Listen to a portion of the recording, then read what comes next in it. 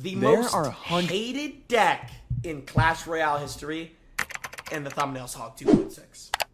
Hundreds of billions of possible decks any player can create in Clash Royale. Yes. And as of December of 2022, there are 109 different cards for players to build an 8-card deck from. Obviously, with so many different combinations, certain decks would rise above others. Most popular decks... Dude, I hope in this video he talks about who created 2.6, because I've wanted to know that for my entire childhood. In Clash Royale phase out of the meta eventually. Some of the older popular meta decks like P.E.K.K.A. Double Prince or Three Musketeers Battle Ram haven't been relevant in years. This is because Supercell wants to keep the game fresh by nerfing or reworking cards in popular decks, which makes room for new metas to arise. Very few decks have stood the test of time, and one of these decks is famously known as Hog 2.6. I'm gonna let him talk. Hog 2.6 has mostly consisted of these 8 cards averaging... Mostly consisted? How about only consisted? Unless we're talking about a sneaky golem in the pocket. ...to 2.6 elixir. You may occasionally see people sub in a different spirit for the Ice Spirit or Knight for the Ice Golem, but this is the OG variation and the version most 2.6 players choose to play. Now, Hog 2.6 is probably the most controversial deck in the history of Clash Royale. Yes. Although other decks may have been more overall hated at their peak, those decks are often nerfed and forgotten about. Hog 2.6 has remained relevant for years, so it's always on people's minds. If you play Clash Royale at all nowadays, you probably go against at least a couple of Hog 2.6 players a week. Because this deck never goes away, you will always see complaints about this deck. If you go anywhere where there's... Now that's like $1 million question. Is it a no-skill deck? And I hope he talks about this, because I've seen people on both sides of the fence. There's discussion about this deck, you'll always see arguments devolving into whether or not this deck needs a buff or a nerf, or if it's high skill or low skill. Every Clash Royale player has their opinion on this deck, and it doesn't seem like it will ever go away. So in this video, I will be discussing the history of Hog 2.6, why players hate it so much, why the skill level of this deck is often argued about, and why 2.6 has remained relevant since its existence. This is gonna be a peak video. So when did 2.6 come into existence? Oh my god, this is what I've wanted to know my whole life. You can't really release a deck. Players have to just figure it out for themselves. When the game first came out, only 5 of the 8 cards required for 2.6 were actually in the game. But even before 2.6 was a possible deck to craft, you immediately saw some of the synergies of the cards that were in the game already. One of the earliest popular meta decks was called Trifecta, which included the... Yes, Trifecta! With Hog, Muskie, Val. Hog Rider, Musketeer, and the Valkyrie. Since Ice Golem wasn't in the game yet, Valkyrie filled that role. There were a lot of variations with Trifecta, but it wouldn't be considered a Trifecta. But the reason why Trifecta would never compare to 2.6 is because the cycle was so much slower. The deck unless it had these 3 cards in it. The combo also often had Poison or Fireball as well as the Elixir Collector. This deck on screen is known to be the OG Trifecta. As you can see, it already had most of the cards that were in 2.6 in the game at the time in this deck. It was clear that the general archetype of Hog Rider has always existed. This was Hog Cycle in its earliest form. Skeletons were the only 1 elixir card, and Elixir Pump was a way to generate more elixir to place cards faster. Both Skeletons and Elixir Pump were miles stronger than they are today, which goes to show the power of the deck then. Hog Rider was a very unique archetype at the time because most other archetypes simply involved building a big push. Hog Rider defied this. There was no log bait, no graveyard, no Royal Hogs, or Ram Rider. So this kind of playstyle was very unique to Hog Rider, which made it very appealing. For the first I remember the... I'm sorry for pausing. Don't do a pause counter, please. I'm tired of that. The early stages of Clash was like just building up big pushes behind a tank. So like, I remember when that Hog Pump Valkyrie deck came out like it was yesterday. First few months of the game's history as well, the Hog Rider had a faster hit speed and dealt more damage, making it overall stronger than it is today. Hog Rider certainly wasn't more of a niche win condition like it is today. It was the prominent win condition, having high usage rates, of which I wish I could show you, but finding usage rates from 2016 is almost impossible. Wow. The best I could find was a chart from May of 2016 that a Reddit user made compiling up data from people on Reddit, collecting data from over 2,000 matches, saying 43% of all decks had Hog Rider. 43% of all decks had Hog Rider. Oh my god. 2016 was Is that the most disgusting thing you've ever heard? Yo, if I see one more pause counter! truly a different time. This is notable because it compares it directly to the Royal Giant, which had recently received a huge buff, and this was the first month of the toxic Royal Giant meta that had been swarming the game. Dude. I will note that win rates were practically irrelevant because there were no challenges yet, and all cards hovered around 50% on ladder, and even does to this day. Because, well, if you lose, it becomes easier to win the next game. This is why win rates weren't really considered back then. This isn't a video covering the history of Hog Rider specifically though, so now let's talk about how 2.6 was starting to form throughout 2016. No, not starting to form. I need the name of the first man who ever crafted this deck. Is he like working at NASA now? Who crafted this deck?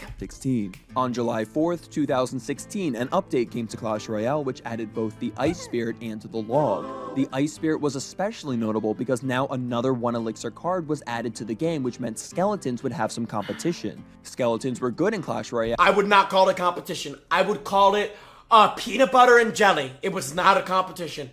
Those cards work perfectly together. Not just because of the value of the card, but because it was so easy to cycle. Alright, now mods, time out the people doing pause counters. Players had another option for this cyclability. Because all legendaries were extremely hard to upgrade at the time, and because Log was absolute garbage when it first came out, it didn't see a lot of light in the game at first. However, because Ice Spirit was another 1 elixir card and Hog Rider thrives with being paired with cycle cards, it instantly made its way into a lot of Hog Rider decks. However, most of these decks used Ice Spirit as a replacement to skeletons, not using skeletons with the Ice Spirit. Having 2 1 elixir cards in the same deck for many players would just make the deck too weak, as there wouldn't be enough strength in the deck to take care of big pushes. Finally, on October 14th, 2016, the final piece of the puzzle would be placed. The Ice Golem would be added to Clash Royale, meaning Hog Rider 2.6 was finally possible to create. Like with the Ice Spirit, the Ice Golem was instantly being used in Hog Rider decks. Being a cheap card, it was very appealing because Hog Rider always worked best with cheaper cards. This card being nothing but basically a mini tank, it was a great synergizer to Hog Rider. Even though it couldn't take out skeletons at the time, it was 2 less elixir than Valkyrie and could absorb a lot of damage, allowing the Hog Rider to get extra hits. Despite my tireless efforts of searching, I could not find a single video of Hog Rider 2.6 existing in 2016. The earliest video I could find was on January 12th, 2017 on the Clash with Ash YouTube channel, being advertised as the new trifecta, as the Valkyrie who was part of the iconic trio was being replaced with the Ice Golem. This deck also removed the elixir pump entirely in favor of having both 1 elixir cards in the deck. However, this deck actually isn't officially 2.6. It had 7 of the 8 cards 2.6 had, but 1 card was replaced. This was the Log for the Zap spell.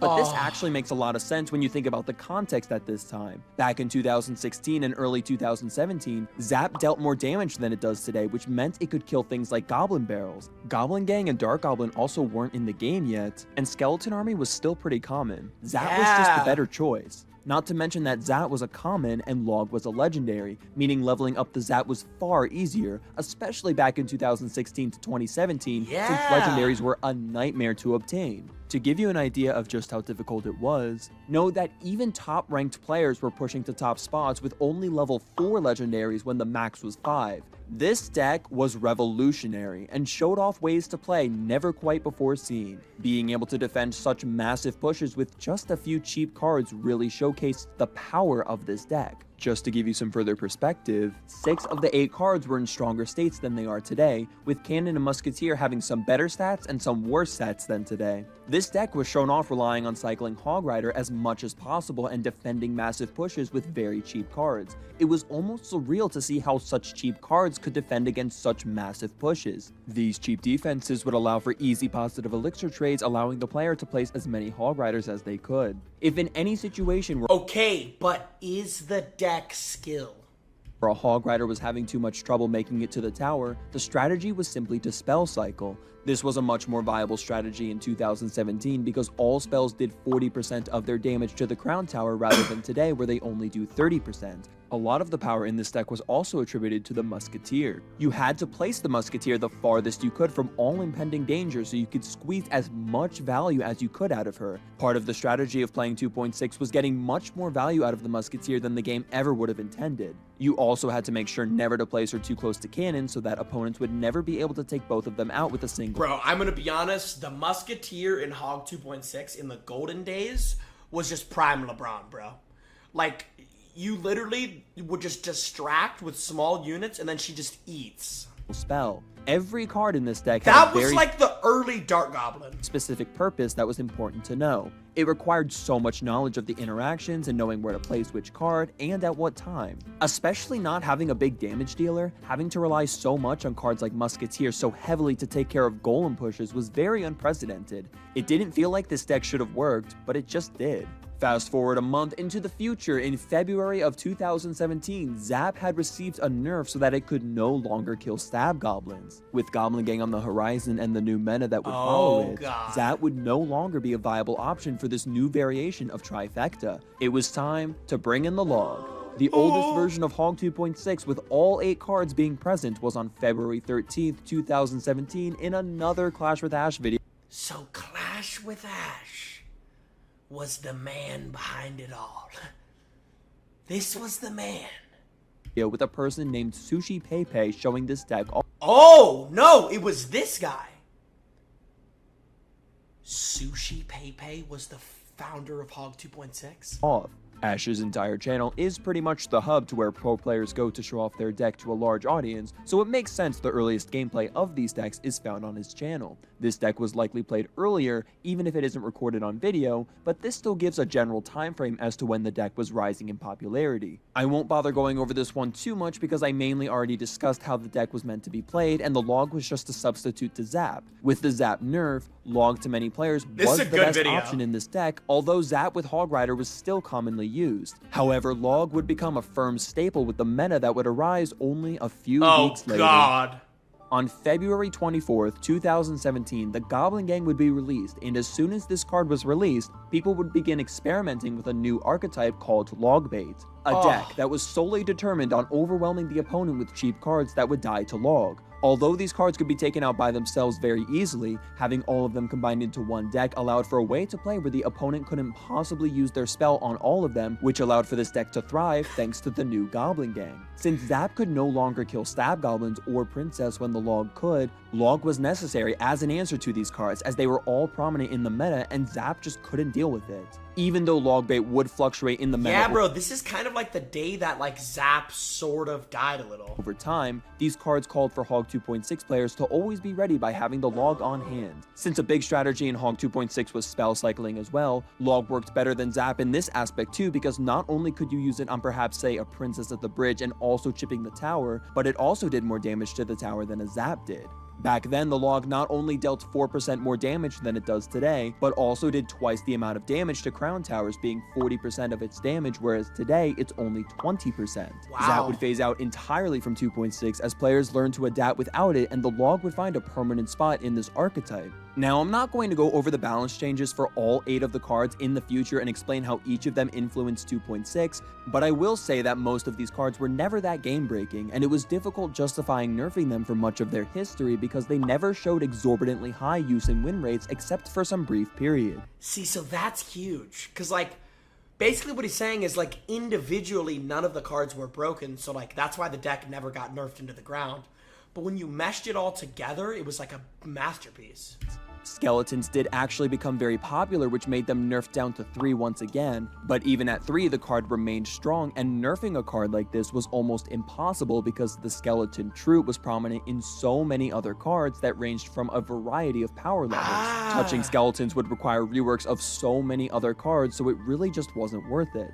Log and Fireball had high use and win rates for a very long time and received very light nerfs over their lifespan despite their power, which made them continue to thrive at high use and win rates. Log, Fireball, Hog Rider, Ice Golem, Skeletons, and Ice Spirit would all receive nerfs in 2017. The Fireball and the Log would get Crown Tower reduction nerfs, making cycling them a less effective strategy. The Ice Spirit and Ice Golem nerfs made it so they wouldn't freeze troops for as long, and the overall power of the Hog Rider was directly toned down. A lot of people had been calling for a Hog Rider nerf for most of 2017, but what I think finally got Supercell to give in to nerfing it was the Hog X NATO starting to become a very popular meta combo.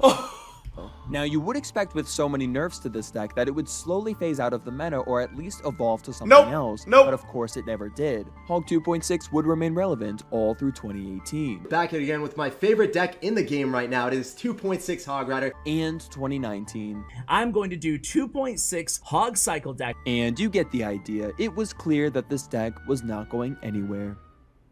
The problem with Hog 2.6 is that the deck was essentially nerf-proof, although there have been exceptions to what I'm about to say for the majority of 2018 to 2020. Yeah, because, like, how do you justify nerfing an Ice Golem, or, like, a Muskie, or a Cannon? It's just, like... 22. Hog Rider, Musketeer, and Cannon have had below average use and win rates and were practically only viable in this one specific deck. Yeah. And the other 5 cards were either about average in terms of strength or just non-oppressive cards Supercell didn't find worth balancing. You can't nerf a card if it has a below average use and win rate just because it's dominant in one specific deck. This kind of situation is nothing new where a card is only viable in one deck, but this deck has had several cards that were only viable in this one deck. In modern day, these cards actually have gotten a lot better being viable outside of Hog 2.6, but this issue was still a problem for years.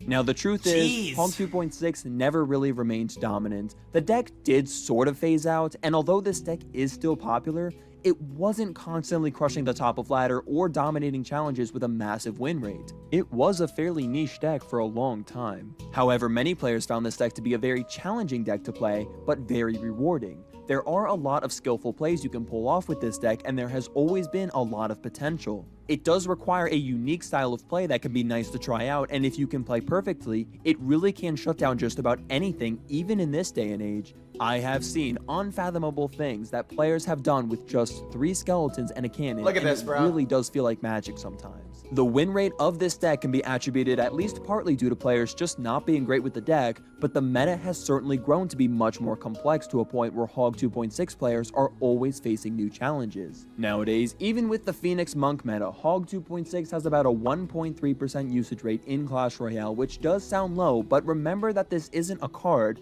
this is an entire deck. Remember that So that basically means like 1 out of every like 50 or like 50 something games you'll see it. There are technically billions of possible decks you can play while only able to play 109 cards. So Hog 2.6 making up 1.3% of them is still pretty significant. This deck right now has about a 48% win rate and is still winning Grand and Classic challenges every single day. So now let's discuss why this deck is so hated. Everyone has an opinion on Hog 2.6, and most are not afraid to express it. There is a variety of reasons, and I can definitely speak from personal experience. First off is probably the biggest reason, the repetitiveness of it. This deck requires such a specific way to play to deal with certain archetypes that players will often defend with the exact same formation every single time. See, but that's almost a bad thing. Like, it's the same with log bait. Like, if your deck is so one way to play it, like, I feel like you just get predicted so much. You play anything. You may think that makes it predictable, which should allow for counterplay, but that brings us to the next reason, lack of counterplay. Oftentimes with many archetypes, there's simply nothing you can do. If the Hog 2.6 players knows what they're doing and doesn't make a mistake, it can literally be impossible to break through. Since part of this deck's strategy is cycling spells, if they do that, you can't do anything about it. Even if the 2.6 player throws a fireball at nothing, that 4 elixir advantage is not going to help you when the 2.6 player can counter your golem with 3 skeletons and a cannon. Also, since this deck is able to counter it's so true, like practically anything for a very cheap elixir cost, you can't really ignore the Hog Rider because then all the player has to do is defend, defend, defend, and suddenly you are playing an uphill battle. This deck relies on mostly just getting chip damage, whether it's with the Hog Rider, the Ice Spirit. See, the thing that I always found interesting about Hog Riders, and maybe this is like manic, but like I feel the same way about Hogs and Giants. When you put down a Hog Rider, you're putting down a 4 elixir troop that deals no damage whatsoever to any troops besides the tower. It only targets the tower. Same with the Giant. The Giant's even worse because he costs more elixir and spends more time to defend. So I feel like the problem with Hog Riders and Giants, and why I never liked those archetypes and I always preferred Graveyard, was because I feel like you just asked to get counter push. Like you give somebody 4 or 5 elixir, they spend time defending it, and now they're counter pushing because your Hog or your Giant did no damage, like 0 damage to the troops counter pushing you. Which is why I like Graveyards, because Graveyards clean up the tower and the troops, which weakens the counter push. But like with Hog 2.6 specifically, you can basically punt elixir, kind of like what he's saying, and like for the most part, depending on your matchup, you can cheap defend, like for the most part. Or the spells. Basically, this means all the player is looking for is just one Hog Rider hit on the tower at a time. Yeah. The goal is to chip away at you for the entire game and then spell cycle you to finish, and it is a long process. Almost any time you see this deck, it drags out the entire game into overtime because it's overly defensive and weak on the offense. Defensive playstyles are often very much hated in Clash Royale and historically have always been. You always have to play perfectly to ensure that the Hog Rider does not even get a single hit on— And there's just that hopeless feeling of like when you're playing a Hog 2.6 player and you don't even have a tower and your deck's like expensive, you just know you're getting endless hits. Your tower, because one hit can really be the difference between winning and losing. Then after all is said and done, and you've wasted 5 minutes of your life to lose because your tower had 34 HP less than their tower after they threw a fireball at the last second, they'll post a replay of your battle to Reddit and say with a completely serious tone that they have more skill than you. These are the reasons many players hate 2.6, and there are decks that share this similar core frustration. Logbait and Expo are hated for the same reasons 2.6 is hated. Overly defensive decks that never seem to phase out of the meta, where the goal is to chip away at you for 5 minutes relying on spell cycling if they can't connect to your tower. Spell cycling is most players' least favorite way to lose because there's absolutely nothing you can do to block spells. If they throw a spell at your tower, it's going to hit the tower. There's no counterplay, and when there's nothing you can do, it really— Not until the monk arrived. sucks. This is why Wait, alright, I'm a nerd. I personally think a card like the Monk was a great addition. Counterplay to this oppressive Yeah, this guy has aura, I'm not gonna lie. Dude, I've seen like rocket deflections with the Monk. I'm getting sidetracked, but he's sick. Style of cycling spells was long overdue, and up to October of 2022, players just had to deal with it. And although Expo does seem to be pretty dead as of November of 2022, and Logbait also seems to be phasing out, you know that one day you are going to face a 2.6 player, a Logbait player, and an Expo player that are very— The way I would describe it is like there's always decks that come and go in and out of the meta. But like in Clash, there's 3 like timeless decks: Hog 2.6, Logbait, and Expo Tesla. Like those 3 decks are not going anywhere. I don't care if it's 2030 or 2018. Those decks you'll always see them because they're timeless. Very toxic, and you'll be just as frustrated as you once were before. Because no matter how good or bad these decks are in the meta, the core frustration is always there. So one more thing I want to talk about is the skill level of this deck. Yes! This seems to be a highly contested topic within the Clash Royale community. On one side, you have people saying there are a lot of micro interactions that require very specific placements, and dealing damage to towers is a process that involves knowing when to play certain cards and when to wait. On the other side of the aisle, you have people claiming 2.6 to be nothing but a spam deck, the fact that it's easy to defend pretty much anything if you spam enough cheap cards. As long as you learn the proper placements, which aren't that hard to learn, you can compete well with this deck. I saw one comment I actually found really insightful that stated how when its best players were on the cutting edge of new interactions and sequences, it easily was one of the most skillful decks in the game, but over time those sequences became much easier to master. I really like this take, essentially implying that the skill level of the average player has risen a decent amount since this deck was first introduced. So although the deck took a large amount of skill back in 2017, the skill required to push far with newer Rising meta decks has generally risen faster than the skill needed to push higher with 2.6. Now, people will point out players like Oyasu and smirk and say, "You're brain dead if you think 2.6 is no skill. Oyasu is so good that he pushes to the top of ladder with 2.6. If it's really no skill, why can't anyone push to his level?" And you know what? I will just say now, I don't think any deck requires 0 skill. Even most players couldn't push anywhere near the top of ladder with, say, an Elixir Golem deck, which is widely considered to be the lowest skilled archetype in Clash Royale, and I agree. even if one player can do it, it shows the deck has potential, but any distance between multiple players using that deck showcases an element of advanced play that differentiates the players who make it to the top with it and those who can't make it there. 2.6 has a high skill cap, but I believe every deck is like this to some extent. Bro, come on, like, give a take. I hate when people do this. Bro, like, obviously every deck takes skill. No shit. I'm saying, like, where would you rate its skill ceiling compared to other decks?